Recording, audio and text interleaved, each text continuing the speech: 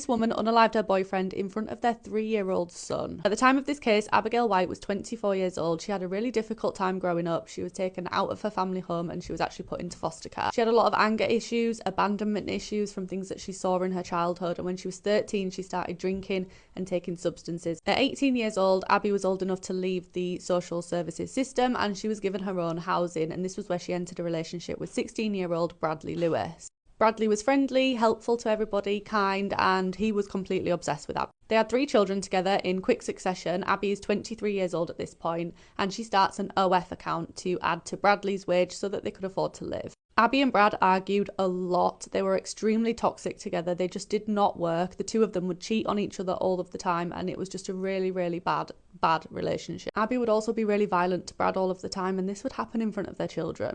Abby would also get into arguments with strangers. She once got into a violent physical altercation with a woman in a nightclub. She was actually arrested for it, and social services got involved and decided that the household was not safe for the children to be living there like that. So they ordered that Brad and Abby live separately and the children stayed with Abby, which seems like a really odd decision. So Brad moved out and he moved back in with his mum, and while they were kind of during this separation time, Brad decided that he didn't want to be with Abby anymore, and he told her, but she went absolutely crazy and she threatened him and also threatened his mum. As well as this, she also threatened her own life, and she had actually attempted her own life a couple of times before, so it was something that wasn't out of the realm of possibility. Brad felt trapped and he didn't want anything to happen to Abby or his mum or him, obviously, or any of his children, so he chose to stay with her. Brad and Abby got into another one of their arguments, as they quite often would do, and she stabbed him, and this was actually the second time that she had stabbed him. Luckily, he overcame the injury. It wasn't too serious and he was absolutely fine.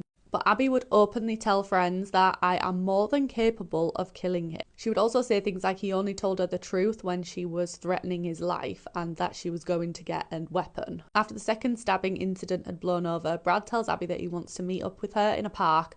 So she does, she goes there, and this is where he tells her that it's over for good. He does not want to be in a relationship anymore. And after a couple of minutes, she says, okay, well, do you want to meet in the pub later?